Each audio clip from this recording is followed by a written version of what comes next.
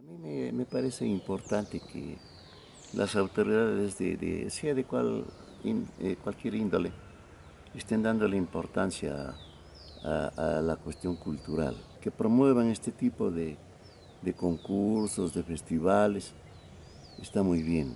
Y además esto está especificado dentro de la ley de municipalidades. Inclusive hay partidas para estos eventos. Lo que no me parece es que no publiquen a los cuentos ganadores. Parte del premio es que el escritor, sea Nobel o sea ya un escritor cuajado, uno de los incentivos es ver su obra en un libro. Si no, pasa al olvido. Un libro se conserva. Un libro es historia viva. Los cuentos que han ocupado los primeros lugares y aún inclusive las menciones honrosas deben ser publicados en un texto que sea conmemorativo también al evento que los patrocinó. Pero en el caso de Sucre, creo que el concurso se llama el Guauco de Oro. Me da gusto porque hasta hace 10 años ningún sucreño quería saber nada de la palabra Guauco. Y eso de volver a las fuentes me parece muy loable, muy bueno, porque no todo debe ser impostado en nuestra sociedad. Siempre tenemos que mirar al pasado para recomponer nuestra actualidad y nuestra visión del futuro. No me gusta mucho que vengan autores profesionales de otros lugares solamente por la cuestión monetaria. Yo creo que debe circunscribirse a las personas que son nativas del lugar que los patrocina, de incentivar la cultura propia, que se tome como fuente de inspiración algún suceso, algún hecho histórico, actual o una leyenda, etcétera, que sea del mismo lugar. Así es como mirarse en el espejo.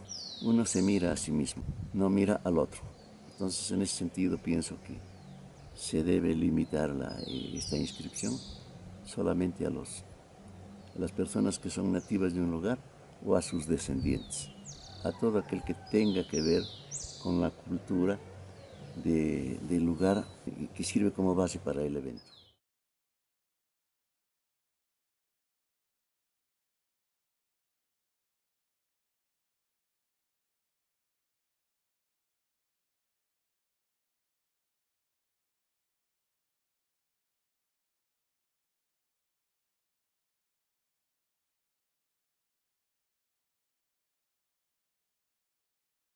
Realmente Borges es un escritor de culto, un personaje de una cultura exquisita y exclusiva en Argentina, un escritor muy discutido y uno de los sempiternos candidatos al Nobel. Sin embargo, nunca lo obtuvo.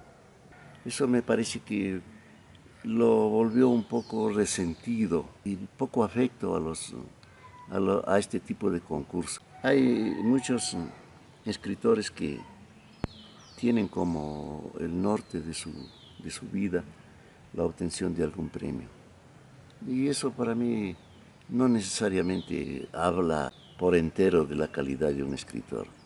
Hay escritores que reciben el Nobel o premios así de ese fuste sin merecerlo. Yo te contaba el caso de García Márquez, que sí obtuvo el premio Nobel y se encontraba muy mal económicamente en París y con su amigo, el escritor Plinio Apuleyo Mendoza, quisieron salir de pobres participando en un concurso en el cual ya se creían ganadores fijos. Sin embargo, quedaron en los últimos lugares.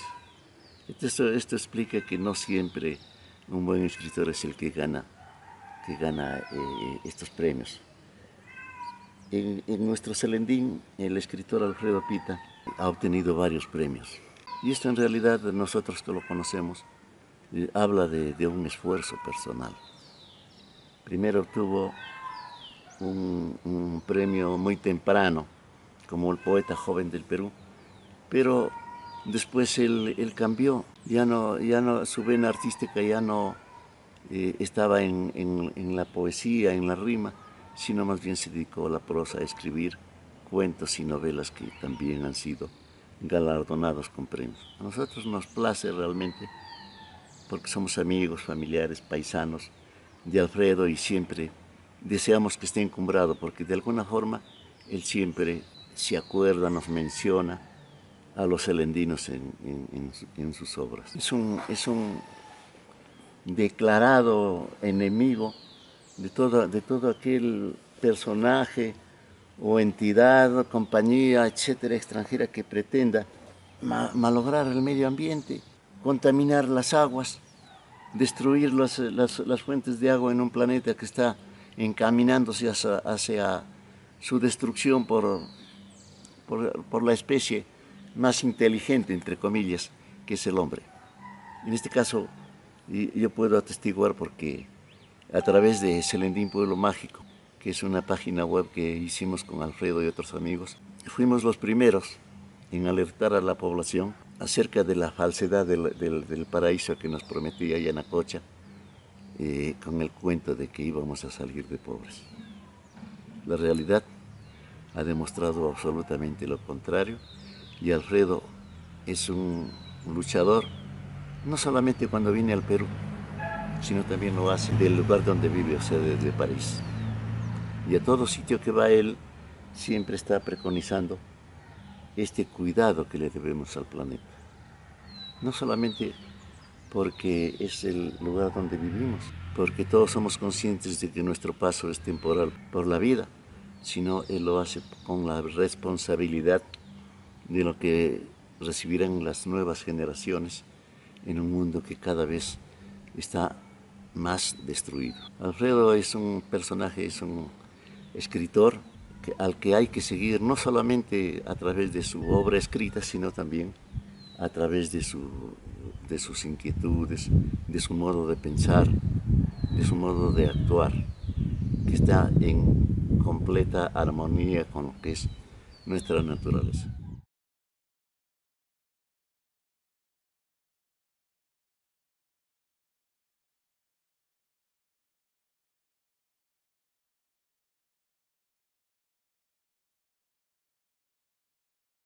Dentro de los autores celendinos hay muchos que han obtenido premios y lógicamente que eso nos debe llenar de orgullo y debe haber acá en la biblioteca municipal ejemplares de todos estos libros. Está por ejemplo don Alfonso Peláez Bazán, que obtuvo el Premio Nacional de Cuento en 1947 con su cuento Querencia, que ha sido traducido a varios idiomas y que ha sido muchas veces publicado, no solamente a través de antologías, sino también en los textos escolares. Entonces, él es un escritor que siempre tenemos que tener en cuenta para cuando hablamos de la historia cultural de Celendín. Lo mismo está Alfredo, que ha recibido varios premios, y su hermano José de Pierola, que también ha obtenido premios. Aparte de ellos, no conozco a ningún otro escritor que haya recibido premios, no porque no los haya, sino que ya te dije yo que esto de los premios y los jurados que son los que otorgan son cuestiones discutibles.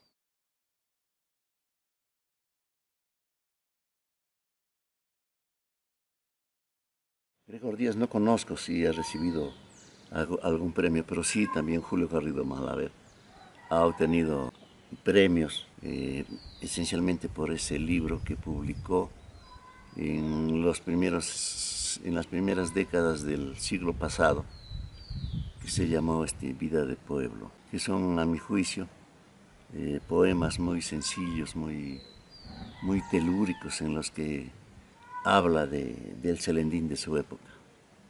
Lógicamente que luego ha sido galardonado, ya su poesía también cambió.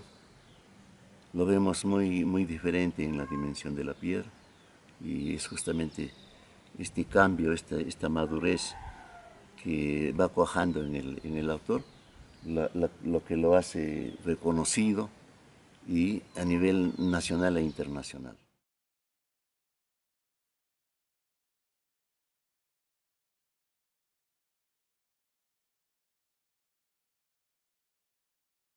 Sí, Yanacocha es un pulpo cuyos tentáculos quieren ahogar al lugar en donde han puesto la mirada y tratan de, a través de unos personajes que son los asesores de imagen, tratan de aparentar de que ellos no van solamente a malograr el medio ambiente, sino ellos van a supuestamente a traer riqueza, a mejorar la infraestructura de los pueblos a donde invaden y también se preocupan, entre comillas, por la cultura, entonces propician eventos, publicaciones, regalan enseres escolares, etcétera, para engañar a la gente de que se preocupan, que ellos no van solamente por sacar la riqueza, sino quieren hacernos creer que su interés no es solamente eso, sino también la cultura del pueblo, lo cual es totalmente falso y nosotros no debemos caer en estos cebos, en estas trampas. Entonces, el autor, escritor o pintor que acude al auspicio de Yanacocha, para mí no es totalmente condenable. Es más, en las publicaciones que yo he hecho a través de Fuscán o a través de CPM2, Salentín Pueblo Mágico, prácticamente he obviado a todos los escritores que de alguna forma han obtenido el auspicio de Yanacocha. Es como prostituirse un poco.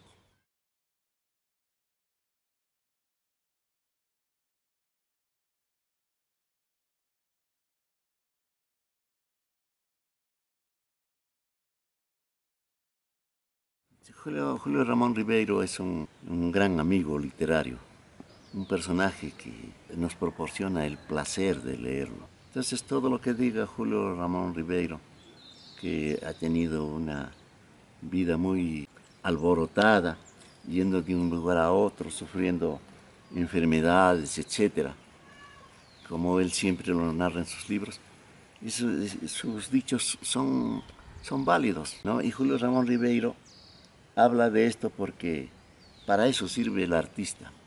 El artista ve la realidad de una manera diferente al de los mortales comunes. El pintor, por ejemplo, ve la belleza donde otros nada ven y lo expresan en una forma que permite a todos darse cuenta de que efectivamente sí había un problema ahí, pero ellos no se habían dado cuenta. ¿Y cómo es que el escritor sí supo interpretar eso? El ejemplo más claro son los gallinas sin plumas, en donde enfoca una tremenda realidad social que vive un país tan desigual en la distribución de su riqueza como el Perú, en donde se dan los dos extremos. Gente muy, muy rica y gente muy pobre que no tiene ni siquiera para llevarse un pan en el desayuno.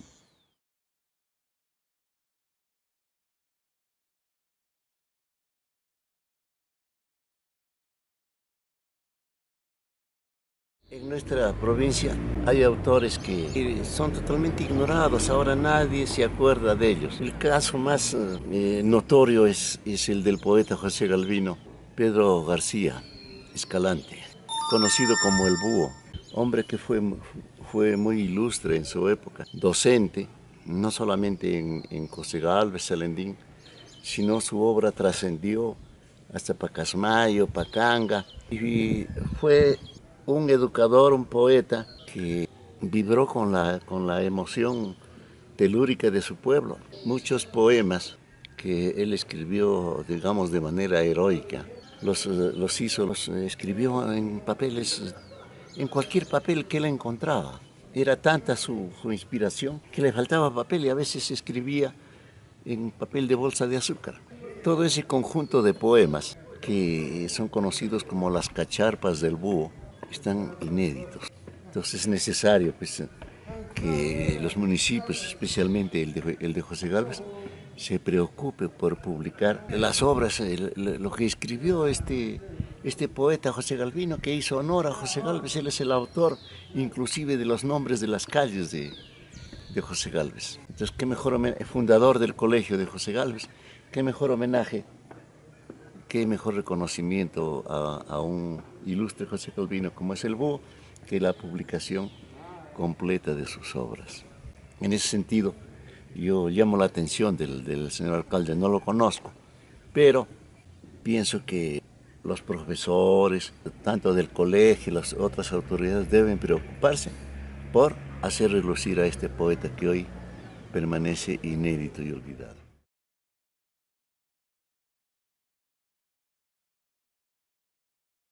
Sabes que me gusta hablar muy poco sobre mí mismo, pero bueno, soy un pintor autodidacta que con un tema casi único. El grueso de mis pinturas se refieren esencialmente a Selendín, a la provincia de Selendín, tanto al paisaje como a las costumbres, a la manera como visten y sienten nuestros paisanos, campesinos y de la ciudad. Y también me dedico a rememorar pictóricamente cosas del pasado selendino. Me gusta el Selendín tal como fue. Ya no me gusta tanto como es ahora porque lo están mutilando, lo están deformando. Selendín lamentablemente ha perdido la esencia de pueblo hermoso, de perla del Marañón. Ya no es más. Ahora la han tomado por asalto gentes que enriquecidas dudosamente y que están haciendo de Selendín una ciudad cualquiera.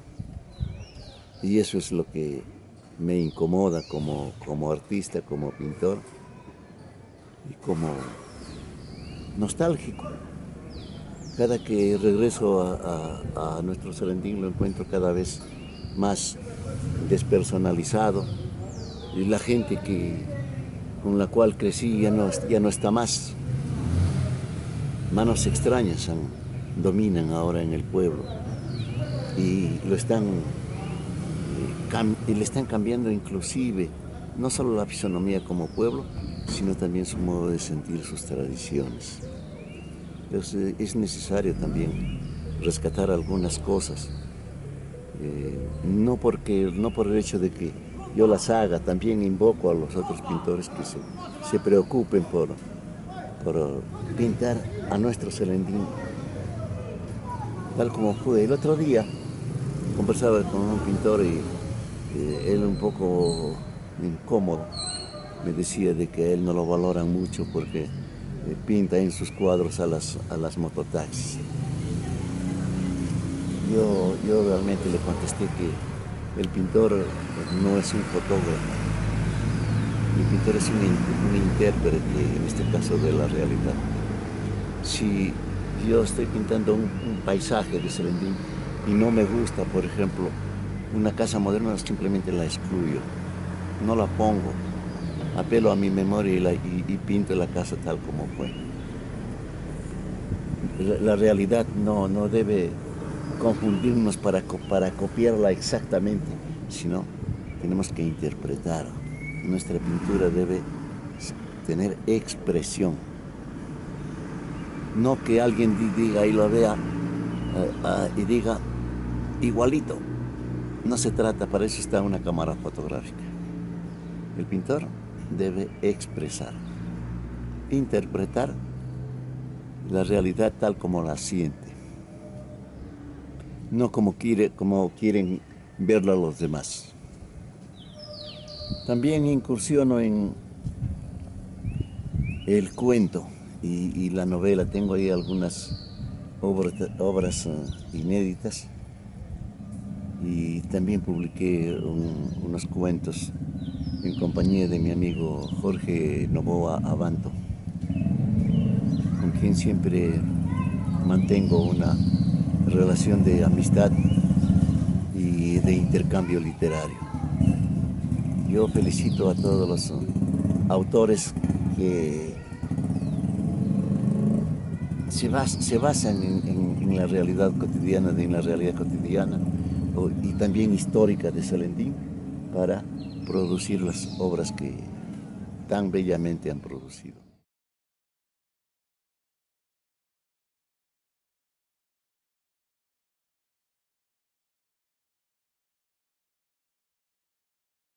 Mi máximo anhelo es que Selendín vuelva a recuperar ese lustre, ese título que tenía de ciudad culta.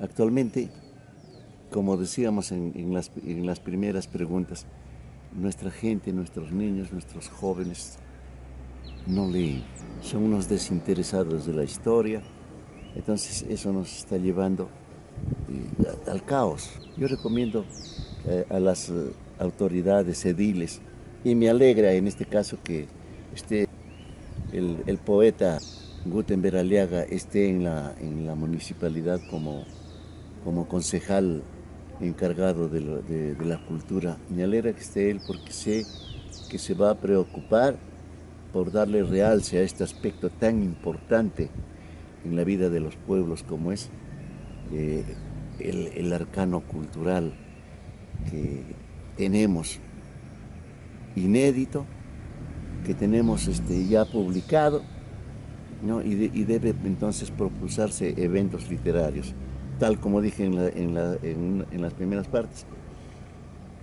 eventos literarios, concursos, qué sé yo, en donde participen mayormente los autores que son de nuestra provincia y también lógicamente sus descendientes.